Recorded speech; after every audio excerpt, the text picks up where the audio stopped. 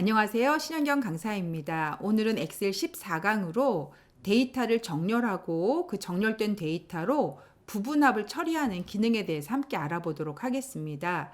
그리고 내가 원하는 데이터만 추출해낼 수 있는 자동 필터와 고급 필터의 사용법에 관해서도 함께 알아보도록 하겠습니다. 자, 그럼 지금부터 시작해 보도록 하겠습니다. 일단 정렬은 오름차순과 내림차순이라고 하는 정렬 방식이 있겠죠.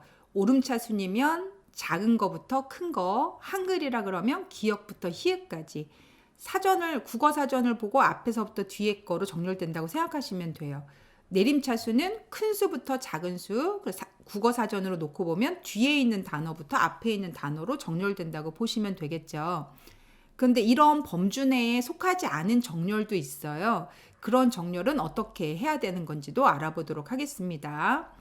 자, 일단 부서별로 정렬을 하고 싶다 생각이 되시면 부서 위치에다 이렇게 클릭을 한번 해 놓으시면 되고요. 그리고 데이터에 가셔서 내림차순으로 할 건지 올림차순으로 할 건지 이 버튼을 이용해서 선택해 주시면 되겠습니다. 기역부터 히읗까지면 올림차순이고 히읗부터 기역까지면 내림차순이거든요. 저는 기역부터 히읗까지 해서 올림차순을 해볼게요. 그러면 여기 국어사전에 앞에 있는 글자부터 시작해서 이렇게 정렬된 걸 아실 수 있으실 거예요. 자, 그런데 예를 들어서 정렬이 이렇게 부서만 정렬해라 이게 아니고요. 부서별, 직위별, 이름 아니면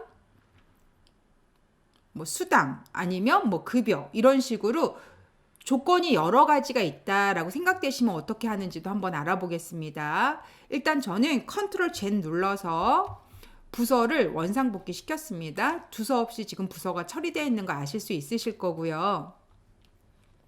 자, 이번에는 커서를 위치 표가 있는 곳 아무데나 괜찮으니 이렇게 데이터가 있는 곳 안에 커서를 두시면 되겠고요. 그리고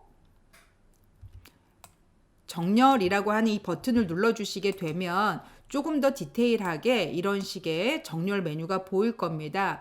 그러면 첫 번째 정렬 기준이 뭐냐? 첫 번째 정렬 기준은 부서별로 하겠다라고 해주시면 얘 누르시고 부서로 정렬하겠습니다. 처리가 되시는 거죠. 오름차순으로 할 거냐? 아니면 내림차순 할 거냐는 여기서 결정해 주시면 되는 겁니다. 지금은 저희 오름차순으로 하겠습니다. 기준을 하나 더 두겠습니다. 그래서 기준을 추가하겠습니다 라고 해주시면 이 부분을 클릭해 주시면 되는 거죠. 기준을 제가 추가했고요.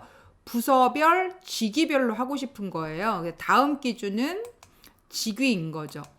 그런데 여러분 이 직위는 살짝 걱정이 되는데 저희 부장의 비읍과 과장의 기역을 생각해 보세요. 그리고 사원의 시옷을 생각해 보시고 대리의 디귿을 생각해 보시면 얘네가 직책별로 오름차순이나 내림차순으로 처리할 수 있는 그런 단어가 아니거든요. 이러실 때는 어떻게 해주시면 되냐? 이 부분을 누르셔서 사용자 지정 목록이라고 하는 얘를 눌러주시는 거죠. 오름차순과 내림차순으로 할 수는 없기 때문에 내가 지정한 대로 순서를 정렬해줘라 이렇게 처리가 되시는 거죠. 새 목록이라는 걸 선택해 놓으시면 우리 회사에 직책이 있을 거잖아요. 예를 들어서 사장이 제일 높고 그 다음에 부장이 있고 그 다음에 과장이 있고 그 다음에 대리가 있고 사원이 있다. 이런 식으로 이 순서에 의해서 정렬하고 싶다라고 하는 걸 임의적으로 등록해 놓으시는 거죠. 자, 제가 추가 버튼 눌렀고요. 그리고 확인 버튼을 눌렀습니다. 그러면 오름차순으로도 안 되고 내림차순으로 안 되는 특정한 정렬이 필요한 애들은 이런 식으로 사용자 정의에 의해서 여러분이 정렬하고 싶은 순서를 등록해서 사용해 주시면 되는 거죠. 저는 이 두 가지로만 일단 처리해 보도록 하겠습니다. 그리고 확인하고 눌러주시게 되면 경리부라고 되어 있는 곳에 이렇게 부장, 과장, 대리, 사원 순으로 이렇게 정리되는 것을 아실 수 있을 거예요. 이런 식으로요. 마찬가지로 기획부도 마찬가지겠죠. 일단 첫 번째 정렬 기준이었던 부서, 그 다음에 직위별로 처리되어 있는 걸 아실 수 있으실 거예요. 이런 식으로 정렬을 하시면 정렬이 처리가 된다는 걸 이해해 주시면 되겠습니다.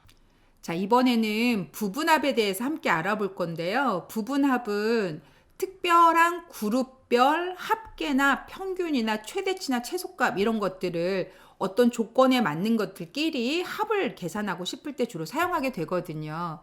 부분합을 사용하실 때 제일 중요한 건 부분합을 만들고 싶은 그룹별로 반드시 정렬이 되어 있어야 돼요. 예를 들어서 지금은 이렇게 부서별로 정리가 되어 있잖아요. 근데 제가 예를 들어서 부분합을 내고 싶은 게 쥐기별로 부분합을 내고 싶다라고 생각이 되시면 그때는 쥐기별로 정렬이 되어 있어야 되는 거죠. 자, 지금은 쥐기별, 본봉, 수당, 급여의 합계를 한번 제가 부분합으로 만들어 보도록 하겠습니다. 그럼 일단 쥐기를 선택해 주시고 내림차순으로 하든 오름차순으로 하든 아까처럼 사용자 정의에 의해서 정렬하든 한 가지를 해주시면 되겠죠. 제가 정렬 버튼 눌러서 기준 하나는 일단 삭제를 하겠습니다. 기준 삭제해주고 얘를 쥐기별로 할 건데요. 뭘로 할 거냐면 사용자 지정 목록에서 아까 저희가 등록해 놨던 이렇게 직위 순서대로 한번 정렬해 보겠습니다. 그리고 확인하고 눌러주시게 되면 부장, 과장, 대리, 사원 이런 식으로 들어가 있는 걸 아실 수 있으실 거예요. 자, 그러면 이 부장들의 본봉은 얼마고 수당은 얼마고 급여는 얼마인지 각 부장들에 대한 합계, 과장들에 대한 합계를 내고 싶은 거죠. 예전 같았으면 중간중간에 빈 행을 하나 이렇게 삽입하고요. 그리고 부장이 끝나는 지점이니까 여기다 합계 이용해서 자동 합계 뭐 이렇게 해서 합계 이렇게 내주셔야 되는 거잖아요. 뭐 이런 식으로요. 근데 이거를 저희가 부분합이라는 기능을 이용하시면 자동으로 처리가 된다는 거죠. 제가 컨트롤 Z 눌러서 원상복귀 시켰고요. 자, 그럼 지금 시작 한번 해보도록 하겠습니다. 데이터에 가시면 부분합이라고 하는 메뉴가 이렇게 있을 거예요. 보이시죠? 부분합 버튼을 눌러주시면 되겠고요. 일단 그룹화할 항목이라고 이렇게 선택하는 부분이 있는데 저희 무엇으로 합계 내고 싶으냐 쥐기별로 합계를 내고 싶다고 말씀드렸었거든요. 그러면 그룹화할 항목은 쥐기가 되는 거죠. 그리고 뭘 하고 싶으냐 합계를 내고 싶다라고 선택을 한 거죠. 만약에 다른 함수를 이용하고 싶다 하시면 눌러보시면 다른 함수들이 더 있는 걸 아실 수 있을 거예요. 그리고 무엇에 대한 합계를 내고 싶은 거냐면 급여랑 수당이랑 본봉에 대한 합계를 내고 싶었던 거죠. 그리고 아래쪽에 보시면 옵션이 있는데 일단 이 옵션은 기본값 놓고 눌러볼게요. 확인하고 눌러주시게 되면 이런 식으로 부장의 합계, 과장의 합계가 처리되는 거죠. 여기 들어있는 이런 부분은 데이터를 표현하기 위해 셀이 너무 작다라는 표현이죠. 그러면 G와 H 사이에서 더블 클릭해 주시게 되면 알맞는 상태로 이렇게 처리되는 걸 아실 수 있으실 거예요. 처리되실까요? 앞쪽에 보시면 이렇게 레벨 번호가 보이실 텐데요. 제가 예를 들어서 1레벨만 보겠습니다. 그러면 총 합계에 대한 내용만 나오고요. 2레벨로 보겠습니다. 그러면 중간에 있는 기본 데이터들은 안 보이고 이런 식으로 부장, 과장, 대리, 사원의 합계가 한눈에 보이겠죠. 3레벨을 이용해서 하겠습니다. 그럼 전체가 다 보이기도 하고요. 특정한 부분을 이렇게 가리고 싶으시잖아요. 그러면 더블 클릭해서 이렇게 가리고 예를 들어서 사원 것만 보고 싶습니다. 그럼 이런 식으로 사원 것만 열어놓으시면 되는 거죠. 다시 이런 식으로 여실 수 있답니다. 자, 그러면 저는 부분합을 했는데 부장의 전체 본봉의 합계는 알겠는데 부장 한 명당 도대체 얼마 정도를 받아가는지 평균 금액을 알고 싶은 거예요. 그러면 다시 데이터에 부분합에 들어가시면 되는 겁니다. 그리고 이때 무엇을 하고 싶은 거냐면 직위별로 합계만 계산하고 싶은 게 아니고 평균도 계산하고 싶은 거죠. 본봉의 평균, 수당의 평균, 급여의 평균 이렇게 계산하고 싶은 거예요. 근데 이렇게 해놓고 확인 버튼을 누르시잖아요. 그러면 부장 요약은 사라져요. 이렇게 해서 부장 평균만 계산돼서 들어오는 거죠. 이렇게.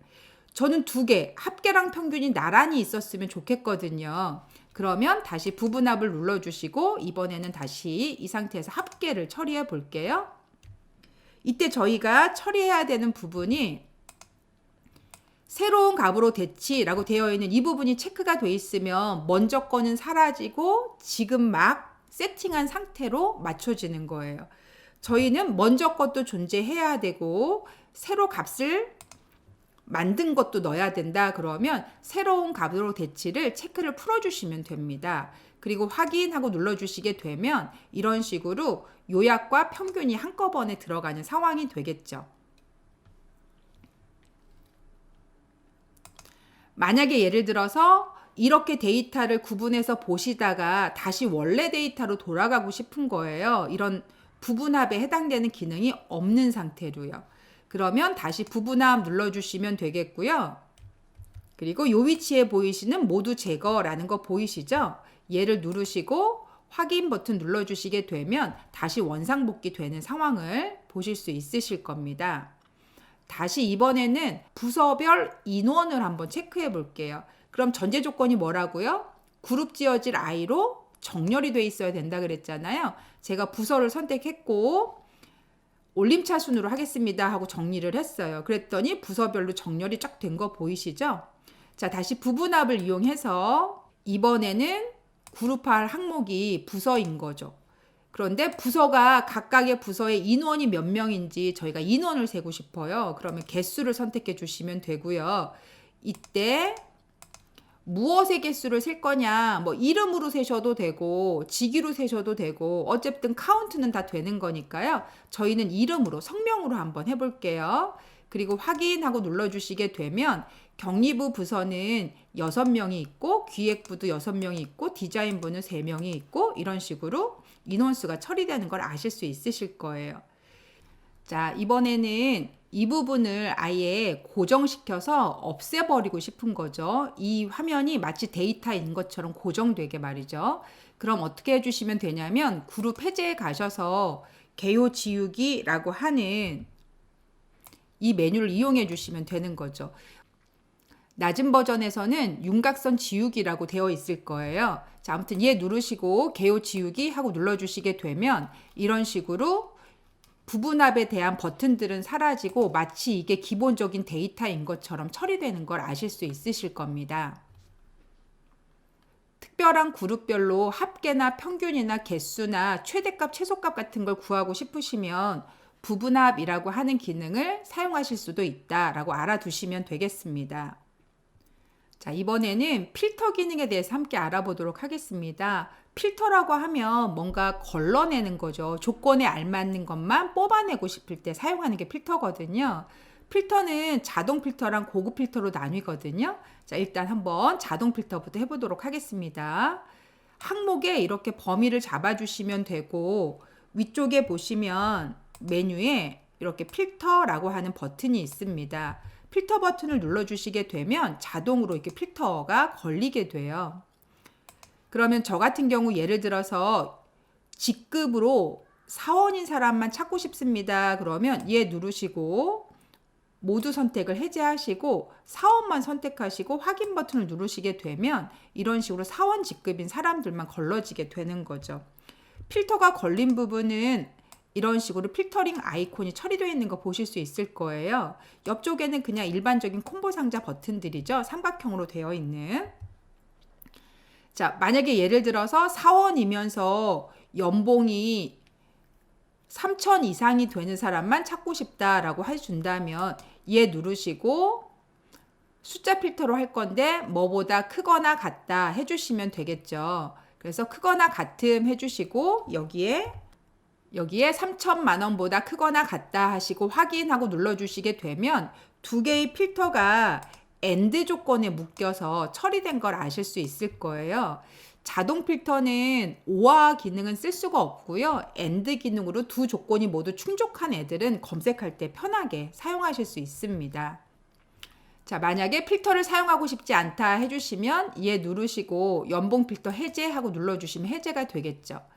직급도 마찬가지로 직급 필터 해제하고 눌러주시면 해제가 되겠죠.